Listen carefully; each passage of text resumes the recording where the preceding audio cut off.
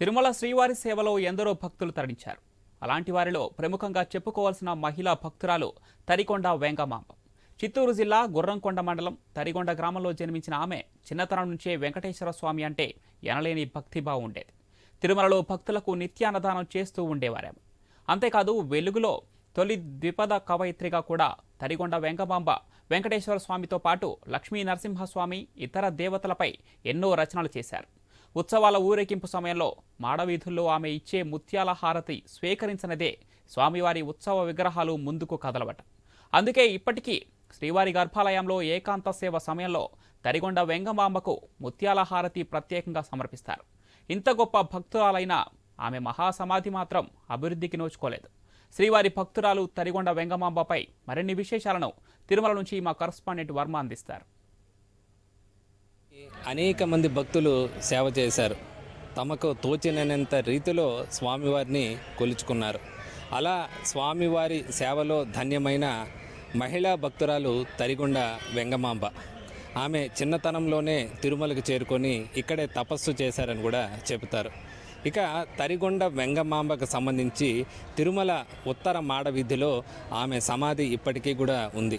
ప్రతి ఏటా కూడా ఆమె జయంతి వర్ధంతి సందర్భాల్లో కూడా ఇక్కడికి వచ్చి ప్రత్యేక పూజలు కూడా టీటీడీ నిర్వహించడం జరుగుతుంది. ప్రస్తుతం నేను తరికొండ వెంగమాంబ సమాధి దగ్గర ఏదైతే ఆమె మహానిర్యాణం చెందిన ప్రదేశంలో ఉన్నాను. ఒకప్పుడు ఇదే ప్రదేశంలో ఆమె నివాసం కూడా ఉండేది. ఒకసారి ఆ విషయాలన్నీ కూడా ఒకసారి చూద్దాం. ప్రస్తుతం నేను శ్రీవారి ఆలయానికి ఉత్తర మాడ వీధి పక్కనే ఉన్న ఈ ప్రదేశంలో ఉన్నాను. మనం ఇక్కడి నుంచి చూస్తే ఇది ఉత్తర మాడ వీధి, ఆ పక్కన అర్చక నిలయం కనిపిస్తుంది, ఆ తర్వాత ఆలయం ఉంటుంది. అక్కడి నుంచి ఇట్లా కొంచెం ముందుకు వస్తే చాలు, ఇక్కడ తరికొండ వెంగమాంబ ఆమె గతంలో గడిపిన ఈ ప్రదేశం అయితే ఉంటుంది. ఇక్కడే ఆమె గతంలో నివాసం ఉండేది. ఇక్కడే స్వామివారి పైన ఇతరత్ర రచనలు ఎన్నో రకాలు ఆమె ఆ మహాభక్తురాలు చేసిన పరిస్థితి అయితే ఉంది. ఒకప్పుడు ఆమె నివాసం ఉండే ప్రదేశమే ఇదంతా. ఆ తర్వాత కాలంలో ఇక్కడ ఒక పాఠశాలను కూడా నిర్మించారు. ఆ పాఠశాలలోనే ఆమెకు సంబంధించి గతంలో ఆ నిర్యాణమైన ఆ సమాధి కూడా అప్పుడు ఉండేది. ప్రస్తుతం పాఠశాలను తొలగించి దీన్ని విస్తరించే ఆలోచనలు అయితే టీటీడీ ఉందని చెప్పుకోవచ్చు. ఇక తరికొండ మాతృశ్రీ తరికొండ వెంగమాంబ సంబంధించి కూడా ఇది బృందావనంగా కూడా చెబుతూ ఉంటారు. మనం చూస్తున్నాము. ఇక్కడ చూస్తే ఆమెకు సంబంధించి ఏదైతే మనం చూస్తున్నాం, ఒకసారి ఆమె సమాధిని మనం చూస్తూ ఉన్నాము. ఇక్కడ చాలామంది భక్తులకు ఈ మహాభక్తురాల గురించి ఇప్పటికి కూడా తెలీదు. ఆమె చిన్నతనం నుంచే స్వామివారిని కొలిచారు. ఆమె పెద్దగా చదువుకోకపోయినప్పటికీ కూడా ఆమె మహాకవయిత్రిగా, ఆమె తెలుగులో తొలి మహిళా కవయిత్రిగా కూడా తరికొండ వెంగమాంబ గుర్తింపు పొందారు. 1730లో ఆమె చిత్తూరు జిల్లాలోనే అప్పుడు ఉమ్మడి చిత్తూరు జిల్లాలో ఏదైతే గుర్రంకొండ ఆ గ్రామం, గుర్రంకొండ మండలంలోని తరికొండ అనే గ్రామంలో ఈ వెంగమాంబ జన్మించడం కూడా జరిగింది. ఆ తర్వాత ఆమె చిన్నతనంలో 7వ ఏటనే ఆమె స్వామివారి మీద అచంచలమైన భక్తితో తిరుమలకు చేరుకున్నారు. ఇక్కడ తిరుమల శ్రీవారి ఆలయానికి 15 కిలోమీటర్ల దూరంలో దట్టమైన అడవిలో ఉండే అక్కడ తుంబురు కోనలో ఆమె తపస్సు చేసినట్టుగా కూడా చెబుతారు. అనంతరం ఇక్కడ చేరుకొని ఇక్కడే ఆమె ఒక నివాసాన్ని నిర్మించుకొని స్వామివారికి అచంచలమైన భక్తితో ఆమె తన భక్తిని చాటుకున్నారు, సేవలు చేస్తూ కూడా. ఇప్పటికీ కూడా తరికొండ వెంగమాంబకు సంబంధించి అనేక కార్యక్రమాలు తిరుమలలో అమలవుతుంటాయి. వీటిలో అన్నిట్లో ముఖ్యమైనది ఏమిటంటే తరికొండ వెంగమాంబ ముత్యాల హారతి. అంటే స్వామివారికి అప్పుడు ఉత్సవాలు జరిగే సమయంలో ఈ ఉత్తర మాడ వీధిలో స్వామివారి ఊరేగింపు వచ్చినప్పుడు అక్కడ ఏదైతే ముత్యాల హారతి వెండి పళ్ళెంలో తరికొండ వెంగమాంబ ముత్యాల హారతి అంటే ముత్యాలు పొదిగిన ఆ వెండి పళ్ళెంలో హారతి సమర్పించేవారట. దానిని వెంగమాంబ ముత్యాల హారతి అని ఇప్పటికి కూడా టీటీడీ అమలు చేస్తుంది.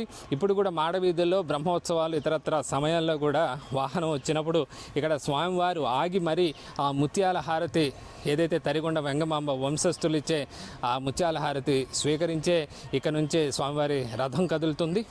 స్వామివారి వాహనం కదులుతుంది. అలాగే శ్రీవారి ఆలయంలో కూడా పౌలింపు సేవ సందర్భంలో కూడా ఈ ముత్యాల హారతి ఇస్తారు. అంటే వెంగమాంబ అప్పట్లో ఇచ్చిన ముత్యాల హారతిని అందుకొనిదే స్వామివారు శయనించరట.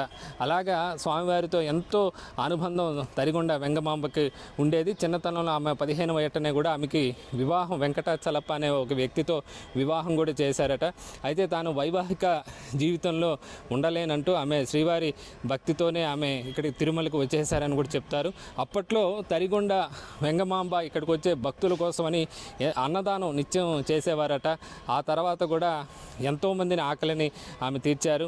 అలాగే తెలుగు సాహిత్యంలో అనేక రచనలు, వాటిలో ద్విపదాలకు సంబంధించి కూడా అనేక సాహిత్య గ్రంథాలు కూడా ఇప్పటికీ వెంకటాచల మహత్య కానీ ఇతర చాలా గ్రంథాలు కూడా ఆమెకు సంబంధించి కూడా ఉన్నాయి. దానిని టీటీడీ ఈ పుస్తక విభాగం కూడా వాటిని ప్రత్యేక రచనలు కూడా ఇప్పటికీ భక్తులకు అందుబాటులో ఉంచిన పరిస్థితి అయితే ఉందని చెప్పచ్చు.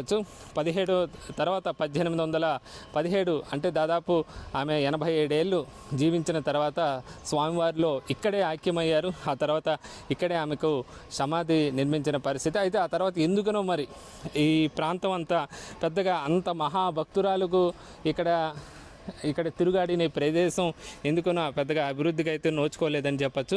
ఆ తర్వాత ఆమె సమాధి ఇక్కడే ఉన్నప్పటికీ ఆమె నివాసం కూడా గతంలో ఉన్నప్పటికీ తర్వాత ఈ ప్రాంతంలో ఒక పాఠశాలను అయితే నిర్మించారు. ఆ పాఠశాల మధ్యలో ఆమె యొక్క ఈ మహాసమాధి అయితే ఉండింది. ప్రస్తుతం మనం చూస్తుంటే ఈ పాఠశాలను కూడా ఈ మధ్య కాలంలోనే వీటిని పడగొట్టడం జరిగింది. ఇక్కడ ఏదైనా ఆమెకు సంబంధించి ఒక బృందావనం ఏర్పాటు చేయాలన్న ఒక ఆలోచన చాలా కాలం తర్వాత ఇప్పటికీ టీటీడీకి రావడం కూడా ఇది మనం ఆహ్వానించదగ్గ పరిణామంగా కూడా చెప్పుకోవచ్చు. అలా స్వామివారి సేవలో నిత్యం ఆమె ఎంతో తప్పిస్తూ స్వామివారి సేవలో తరిస్తూ ఐక్యమైన మహాభక్తురాలు తరిగొండ వెంగమాంబగా చెప్పుకోవచ్చు. మనం తెలుగులో కూడా గతంలో ఒక మెయిన్ రోల్గా సినీ నటి మీనా మెయిన్ రోల్గా కె రాఘవేంద్రరావు ఈ తరిగొండ వెంగమాంబ పైన కూడా ఒక సినిమా కూడా ఆయన కూడా తీయడం జరిగింది. ఇలా స్వామివారి భక్తిలో మహిళా భక్తురాలుగా స్వామివారి సేవలో తరించిన ఒక మహాభక్తురాలు తరిగొండ వెంగమాంబ. ఇప్పటికే ఆమె ఉండే ప్రదేశం పక్కనే మనకు అన్నప్రసాద భవనాన్ని నిర్మించారు. గతంలో ఈమె నిత్యాన్నదానం చేసేవారట. అందుకు ఆమెకు గుర్తుగా కూడా ఆ భవనానికి తరిగొండ వెంగమాంబ అన్నప్రసాద భవనం అన్న పేరు కూడా 2011లో ఏదైతే ఆ భవనం ప్రారంభించారో అప్పుడు కూడా పెట్టడం జరిగింది. ఇలా స్వామివారి సేవలో తన జీవిత పర్యంతం కూడా స్వామివారి సేవ, స్వామివారి నామస్మరణంలోనే తరిస్తూ అనేక గ్రంథాలు రాసిన మహాకవయిత్రి ఈ తరిగొండ వెంగమాంబ. ఇప్పుడు ప్రస్తుతం ప్రతి ఏటా కూడా ఆమెను తలుచుకుంటూ ఆమెకు గుర్తుగా కూడా ఈ ప్రదేశంలో టీటీడీ కార్యక్రమాలు జయంతి రోజు, వర్ధంతి రోజు నిర్వహించడం కూడా జరుగుతుంది. అయితే భవిష్యత్తులో ఇంకా ఈ ప్రదేశాన్ని అభివృద్ధి చేసి ఆమె గురించి మిగతా భక్తులందరికీ, భక్త లోకానందరికీ తెలియజెప్పేలా ఏదైతే అన్నమయ్య పైన ఏ విధంగా ప్రత్యేక కార్యక్రమాలు టీటీడీ చేపట్టిందో అదేవిధంగా తరిగొండ వెంగమాంబ పైన కూడా చాలామంది భక్తులకు తెలియదు కాబట్టి ఆమె యొక్క విశేషాలు కూడా భవిష్యత్తులో అందరూ తెలుసుకునేలా కార్యక్రమాలు చేపడితే బాగుంటుందన్న అభిప్రాయం కూడా అయితే ఉంది. ఇది బ్రహ్మోత్సవాల సందర్భంగా మహాభక్తురాలైన తరిగొండ వెంగమాంబకు సంబంధించిన పరిస్థితి. కెమెరామ్యాన్ వీరయ్యతో వర్మ, ఐ న్యూస్, తిరుమల. తిరుమలకు వెళ్లిన భక్తులు బ్రహ్మోత్సవాల వాహన సేవలతో పాటు అక్కడ టీటీడీ ఉద్యాన శాఖ ఏర్పాటు చేసిన ఫ్లవర్ డెకరేషన్ ఎగ్జిబిషన్ భక్తులకు ఎంతగానో ఆకట్టుకుంటోంది. దేశ విదేశాల నుంచి రకరకాల పూల మొక్కలను తెచ్చి ఫ్లవర్ డెకరేషన్ని టీటీడీ ఏర్పాటు చేసింది. శ్రీవారి బ్రహ్మోత్సవాల్లో ప్రతిరోజు 1,00,000కు పైగా భక్తులు వస్తున్న నేపథ్యంలో వారిని ఆకట్టుకునే విధంగా రకరకాల పూల మొక్కలను, పుష్పాలను ప్రదర్శనగా ఏర్పాటు చేశారు. టీటీడీ ఏర్పాటు చేసిన పుష్ప ప్రదర్శనశాల నుంచి మరిన్ని వివరాలను మా ప్రతినిధి కిరణ్ అందిస్తారు.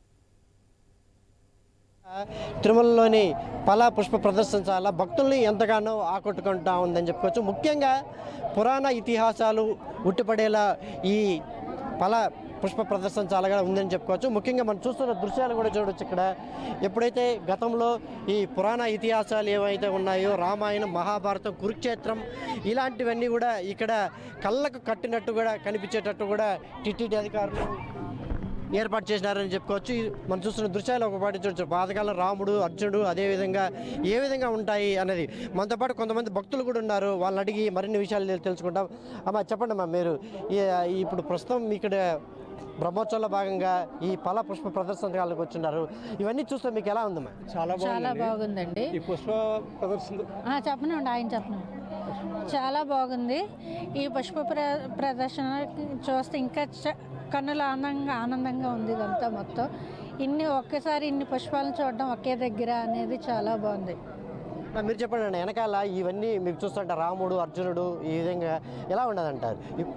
చాలా బాగుందండి. ఈ పుష్ప ప్రదర్శన ద్వారా ఈ మన ఎన్ని రకాల ఫ్లవర్స్ అన్ని చిన్నపిల్లలు పెద్దవాళ్ళు అందరూ చూడడం, చాలామందికి ఫ్లవర్స్ చాలా తెలియండి.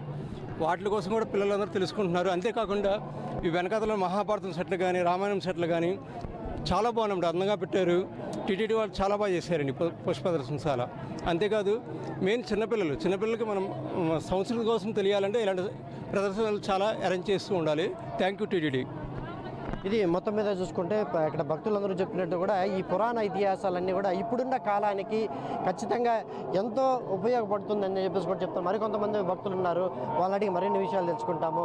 చెప్పమ్మా, ఇవన్నీ మీకు ఎలా ఉన్నాయనిపిస్తారు? ఇవి చాలా బాగున్నాయండి. నేను ఇప్పుడే వస్తున్నాను చూడటానికి. చాలా బాగుంది అనిపిస్తుందండి. అంటే ఇవన్నీ అంటే మా రామాయణము, కృష్ణుడు ఈనాటి కాలానికి దీనివల్ల ఎలా ఉంటుందని చెప్పేది లేని వాళ్ళు కూడా తెలుసుకోవడానికి కల్పించారండి. తెలియని వాళ్ళకు కూడా దీనివల్ల తెలుస్తుంది అది అని నాకు అనిపించింది. అది అందుకన్నా థ్యాంక్ యూ.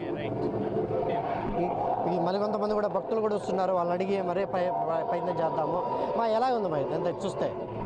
చాలా బాగుంది. చాలా క్రియేటివ్గా ఉన్నాయి. ఫ్లవర్ డెకరేషన్స్ కానివ్వండి, హిస్టరీని చూపించే బొమ్మలు కానివ్వండి, కొన్ని ఇన్సిడెంట్స్ని పెట్టారు మైథాలజీ నుంచి తీసి, అన్నీ చాలా బాగున్నాయి. ఇది మొత్తం మీద చూసుకుంటే ఈ ఫల పుష్ప ప్రదర్శన మాత్రం భక్తులకి ఎంతగానో ఆకట్టుకుంటా ఉందనే చెప్పుకోవచ్చు. అయితే ఈ ఫల పుష్ప ప్రదర్శనశాల మాత్రం తిరుమల బ్రహ్మోత్సవాల్లో భక్తుల్ని ఎంతగానో ఆకట్టుకుంటా ఉంది. ఎందుకంటే ముఖ్యంగా ఈ ఏవైతే పురాణ ఇతిహాసాలకు సంబంధించి రామాయణం, మహాభారతం, కురుక్షేత్ర యుద్ధాలకు సంబంధించి ఇప్పుడున్న తరానికి తెలిసేటట్టు కూడా ఇక్కడ ఈ బొమ్మలంతా ఏర్పాటు చేయడం నిజంగా ఇది ఇప్పుడు కాలానికి మంచి సూచికగా అనేసి కూడా భక్తులు చెప్పే పరిస్థితి కనిపిస్తూ ఉంది. కెమెరా పర్సన్ రాజేష్తో కిరణ్, తిరుమల నుంచి.